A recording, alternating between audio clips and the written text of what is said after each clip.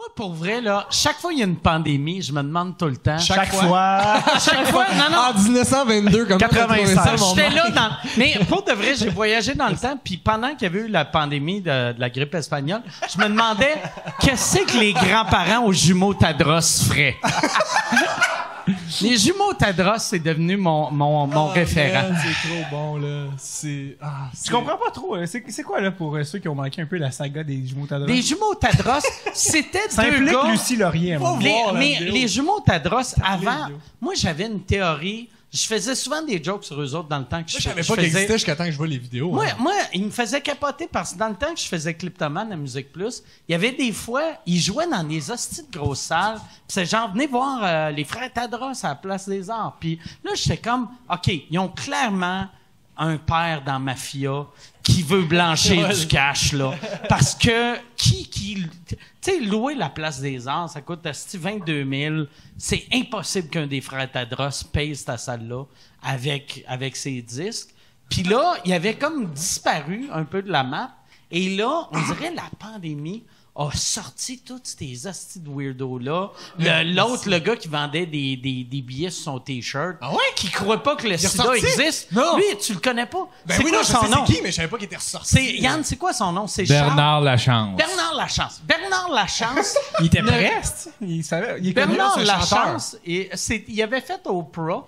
Il a fait... C'est quoi, c'était-tu Saint-Denis qui avait vendu? Lui, il avait fait le Capitole de Québec après la Place des Arts en vendant. Il marchait dans la rue avec un T-shirt, puis il y avait... Le plan de la salle. Le plan de la salle. Puis il disait, tu veux acheter un billet? Puis là, t'achetais le billet. Puis là, il se mettait un petit coup de Sharpie sur le chest pour... Puis Chris avait réussi à vendre Place des Arts, Capitole. Puis après, il avait été à Chicago. Il avait loué un théâtre juste pour qu'Oprah n'entende parler.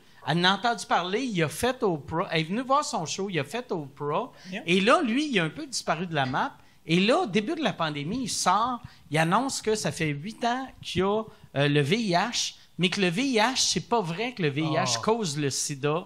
Ça, c'est un plan du gouvernement. Et là, il y a aucun média qui ose dire la vérité.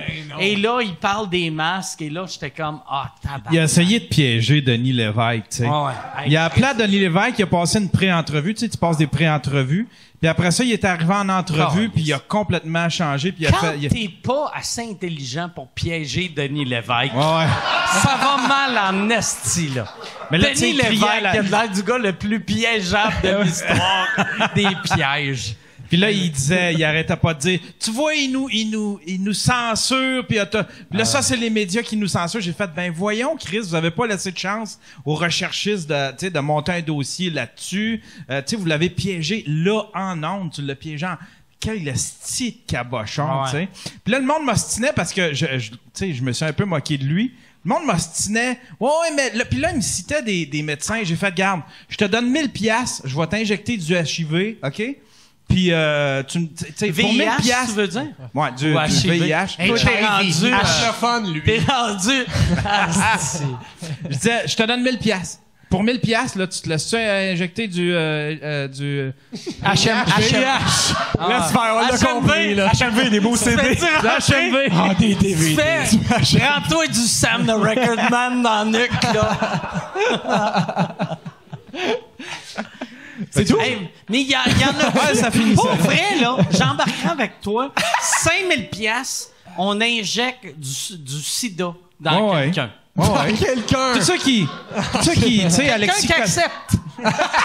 Mais quelqu'un qui veut faire 5000 piastres... non, Mike, dis pas ça parce que tu vas trouver quelqu'un pour vrai. C'est ça qui est triste. Moi, c'est pas quelqu'un qui va se faire injecter. Ça, c'est facile à trouver. C'est trouver quelqu'un qui a le VIH, qui va être prêt. le donner. Puis moi, en plus, asti, il va falloir faire des tests, pas trouver un asti de gars qui est en train de mourir du cancer, qui fait semblant qu'il a le sida. Pas un asti de menteur. Non. Ça va prendre des vrais tests. Toi, mon asti de crasseur, t'es mieux pas d'avoir le cancer. Je vais y dire, asti, en enlevant le sang. Imagine! Allemand, ça, c'est ce que tu décris, c'est un show télé que je veux voir. Là. Imagine! Mike qui fait les auditions. Non, menteur! Imagine l'arnaque. Comment que le gars serait un crasseur qui est comme, écoute, je suis en train de mourir du cancer. On va fourrer Mike Ward de 5000 piastres. Je vais remettre une petite plaque brune dans le cou, comme le film Philadelphia. Ouais. Tu vois que les conceptions ont évolué depuis le film, hein? Ouais. Tu sais, il est comme, j'ai le front un peu moite, renvoyé, il y a le sida. Tu sais, comme, Ah ouais. c'était comme, voyons. Mais dans ce temps-là, il pensait qu'il pouvait se le transmettre par un bisou, là. Tu comprends? Oui. Ça prend plus de ça. Ah oui, il n'y avait pas Mitsu qui avait fait ça live à la télé, genre je vais frencher quelqu'un qui a le VIH pour Avais-tu prouver que ça me le dit ça? donnera pas. Il me semble que j'avais vu une affaire la même, ouais. C'est bien. Ben c'est dans le weird. temps, tu sais, mettons. Non mais tu sais, c'est comme mettons, c'est comme si le cancer vient de surgir, Ah, puis là, ouais. le monde pense que le cancer tu peux le pogner en le touchant, puis t'es comme je vais faire un câlin à quelqu'un qui a le cancer, mais vous prouver que ça me le donnera pas. Puis là finalement sur le poignet. Chris, imagine tous les gars qui En ont plus, fait à croire. dans ces années-là, en plus, tu sais, au début, c'était tous des gays qui avaient le sida. Fait qu'il y avait un pauvre gay qui se faisait embrasser par Mitsu. Qui était comme, donne-moi un bec. Il était comme, je suis pas à l'aise. Elle a MeTooé Je pense un qu'elle l'a gay pas des forcé. années Je pense 80. pas qu'elle l'a forcé. Moi, j'aime imaginer que MeToo a MeTooé un gay des années 80. Elle se promenait puis qu'elle cherchait quelqu'un puis que. Sur son lit de mort, la dernière affaire qui se rappelle, c'est Mitsu qui l'a un peu agressé. Ça c'est triste ça. Ouais. Plus ça avançait, plus on était comme, Caroline. C'est triste. C'est ça. C'était quoi son talent, Bernard Lachance? Je pensais que t'allais dire Mitsu. Mais Bernard Lachance, le premier show professionnel que Martin Matt a fait, c'est la première partie à Bernard Lachance.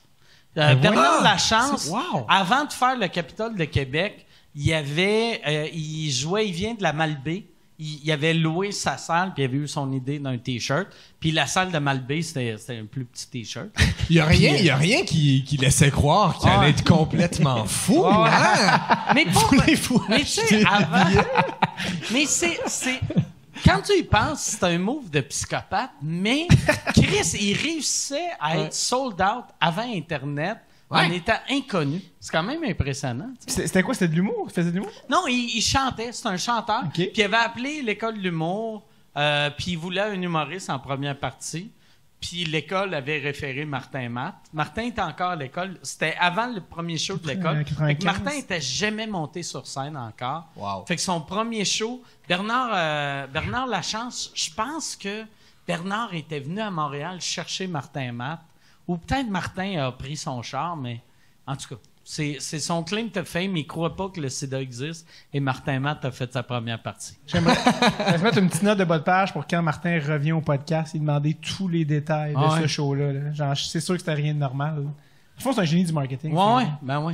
Mais ça Martin, quand il était venu ici, la première fois, il en avait parlé. Ouais, tu l'as pas écouté, David? Ouais, Chris. Non, mais moi,